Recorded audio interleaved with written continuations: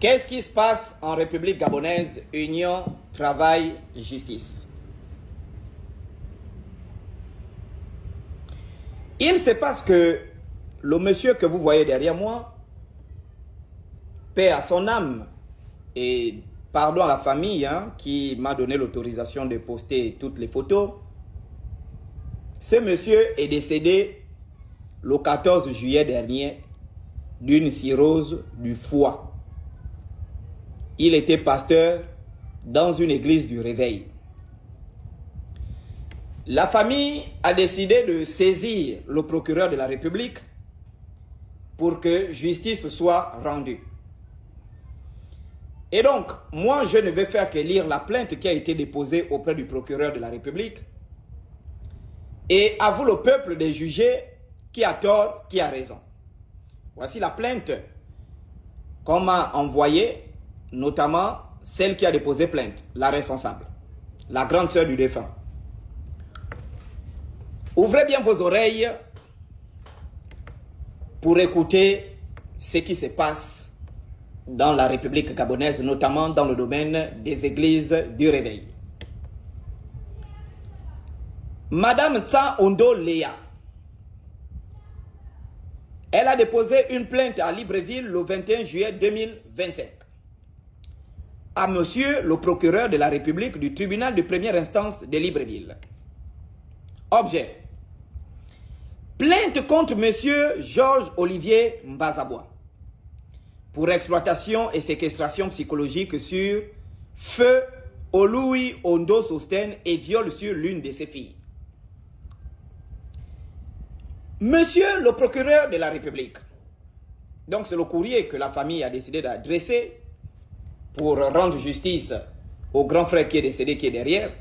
Donc sans rentrer, sans être juge, sans prendre parti pour X ou pour Y, je ne fais que lire le communiqué et rendre l'affaire publique puisque l'affaire est déjà au tribunal et la plaignante a demandé au procureur si on pouvait rendre l'affaire publique.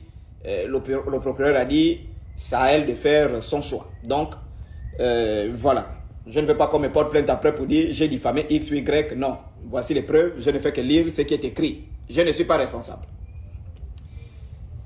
Monsieur le procureur de la République, j'ai l'insigne honneur de venir très respectueusement auprès de votre haute autorité en tant que représentant de la famille de feu Oloui Ondo Sosten. Porter plainte contre monsieur Georges Olivier Mbazabois, fondateur du ministère La Vérité et la Liberté Réelle VLR, pour exploitation, séquestration psychologique sur monsieur Oloui Ondo Sosten et viol sur l'une de ses filles. Notre plainte s'appuie sur les faits suivants. En effet, après l'obtention de son certificat d'aptitude professionnelle CAP et de son diplôme de brevet d'études techniques BET au lycée technique Omar Bongo, feu sieur Oloui recherchait un emploi. Pour aider son père qui commençait à faire la dépression. Sa fille l'a invité à l'église VLR où elle priait déjà. Donc ce monsieur avait une fille qui priait déjà à l'église VLR, le défunt. Et puis, il cherchait le travail et sa fille a dit non, viens à l'église, on va prier pour toi, tu auras le travail. En septembre 2011, on est encore petit, vraiment, il a intégré l'église VLR. Par son dévouement, il a été nommé responsable du comité des bâtisseurs de VLR. Mais c'est pas possible, même à l'église, on a les bâtisseurs. VLR. Son rôle consistait à réaliser des constructions des églises VLR, les logements du fondateur, de certains responsables, ainsi que de ceux de membres pour une modique somme de 100 000 francs par mois. Donc ce pasteur-là, il était payé à 100 000 à l'église, il réalisait les bâtiments du pasteur, il réalisait les constructions de l'église, etc. Il a effectué ces réalisations de 2012 à 2020. Donc 8 ans, il était bâtisseur.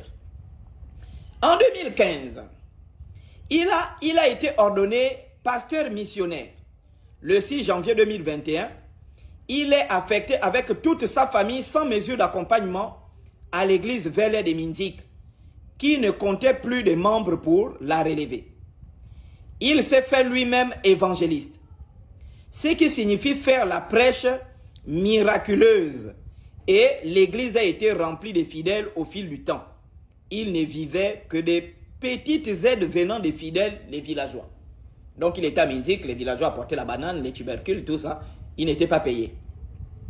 Le 18 mars 2021, l'église fut démolie par les autochtones pour une affaire de terrain. Et pour survivre avec sa famille, lui et son épouse firent des bricoles. Toujours en mission en Minzik, en février 2024, il va être infecté de l'hépatite virale B. Oh là là.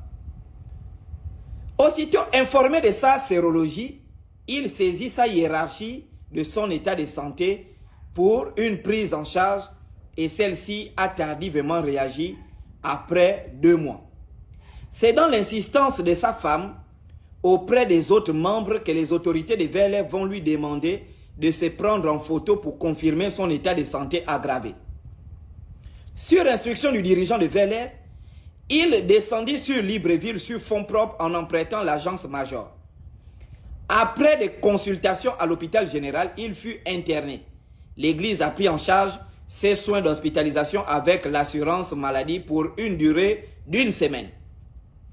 À sa sortie de l'hôpital, il fut logé par l'église dans une cambuse tôle en haut, tôle en bas, sans alimentation, sans prise en compte de sa famille. Après l'achat de quelques ordonnances, l'église abandonna le malade à ses dépens. Sa situation sanitaire s'aggrava et se compliqua par l'apparition d'une cirrhose du foie très avancée. On continue à lire l'histoire.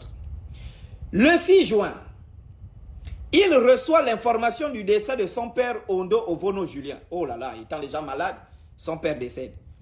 Il se rapprocha de la famille dont il avait coupé les liens depuis 14 ans à cause des enseignements donnés par le fondateur Mbazaboua.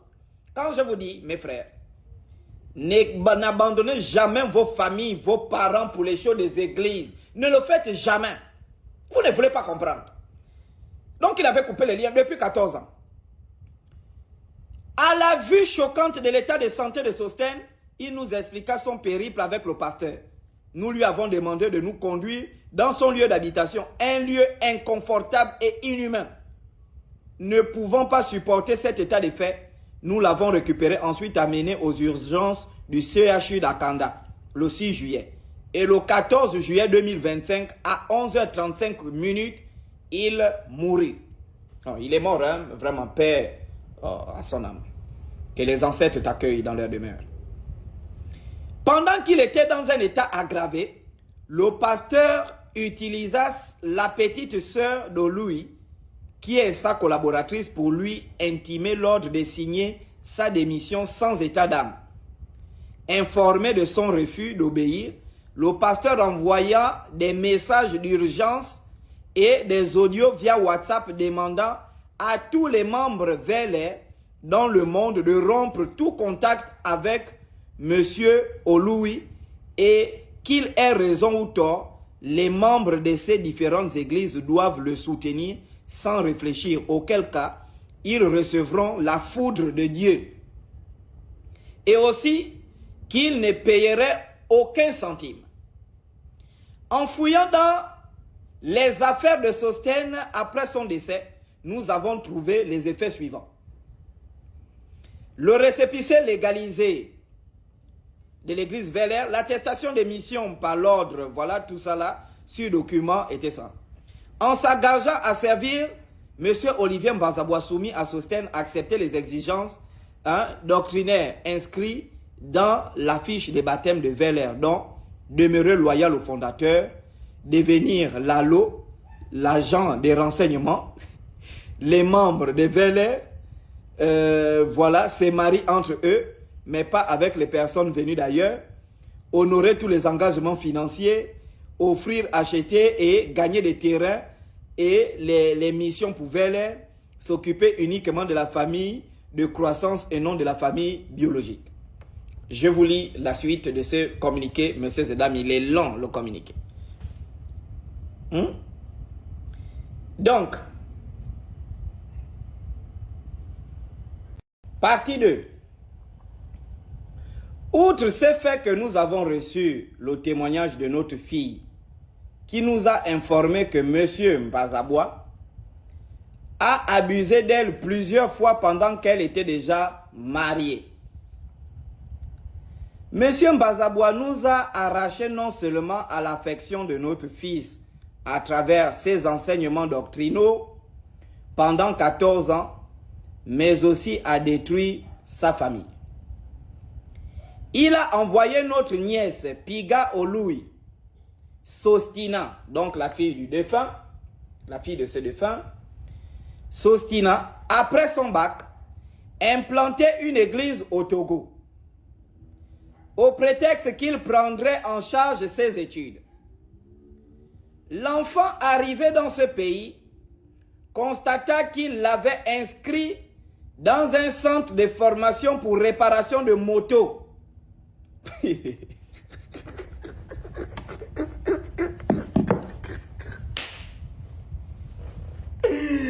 Ah là là. Non, excusez-moi, excusez-moi, je lis le... Dans un centre de réparation de motos, parce qu'il voulait les importer au Gabon. Voyant que ce business ne serait pas fructueux, il lui demanda d'écourter la formation pour faire le transit en douane. Là encore, il fut insatisfait. Il décida de couper les ponts avec l'enfant. Cet enfant va perdre 4 bonnes années de ses études et y est toujours jusqu'en ce moment au Togo.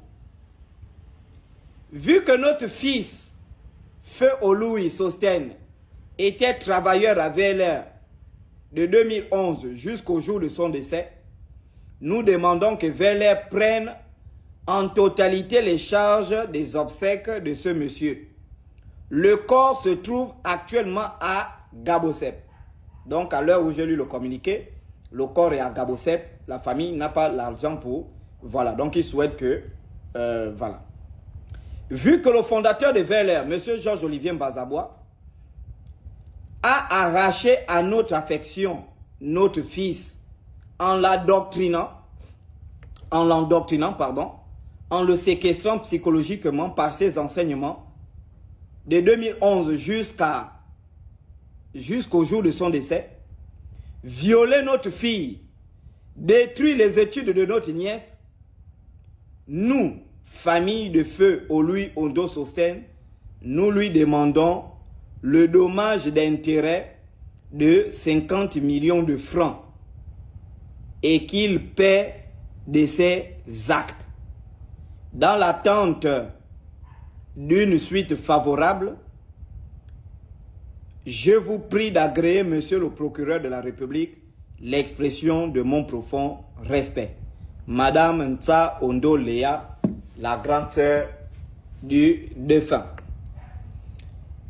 Alors, sans rentrer dans le fond du problème, ça c'est, on a écouté une partie, et donc la partie plaignante, la famille du défunt qui est derrière nous ici, qui se plaint que voici les faits qu'ils accusent l'Église.